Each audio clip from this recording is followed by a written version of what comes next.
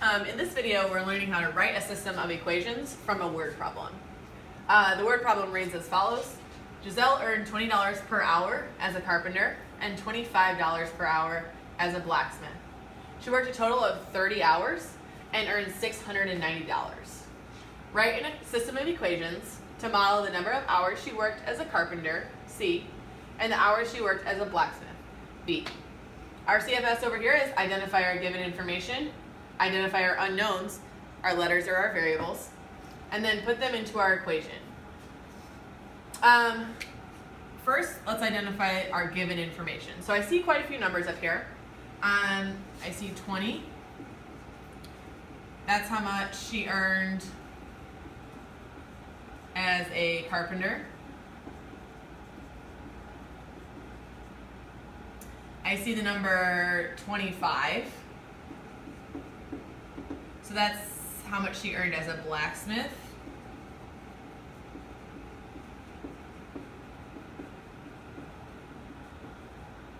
I see she worked a total number of hours, so she worked 30 hours total.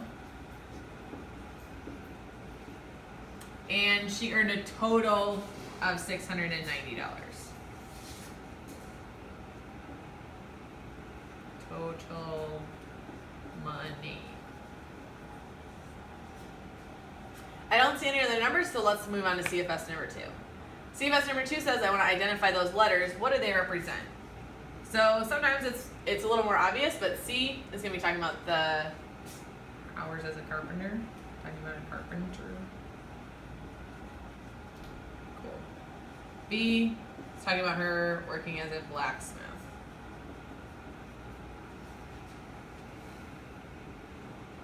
So last we want to put this into our equation. I've already put the letters C and B in here for carpenter and blacksmith. When we're trying to put together these systems of equations, we want to think about, well, what kind of goes together? So if something's talking about being a carpenter, that's probably going to go with the variable C. Carpenter, C. These last numbers, when it equals something, that's talking about a total amount. So I see I have two total amounts here. I'm going to have two equations.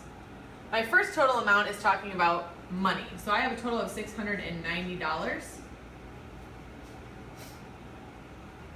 Well, I see two other values that are talking about dollars. One of them is talking about the dollars earned as a carpenter. So I would want to think, does that go with the letter C for carpenter or B for blacksmith?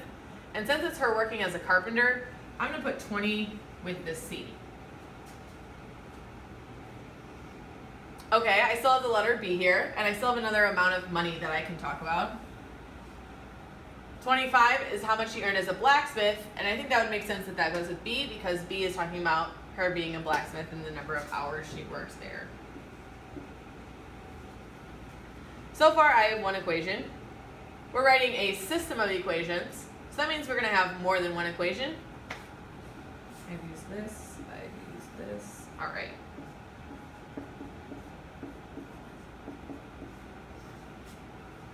We have one more total amount here, so just like our first equation, the total amount goes at the end. That's how much it equals in total. Now, I see I don't have any more numbers here to kind of like fill in. So what I do want to do, let's see. I have 30 hours. How would I figure out the number of hours in total? Well, I want to add the number of hours as a carpenter plus the number of hours as a blacksmith.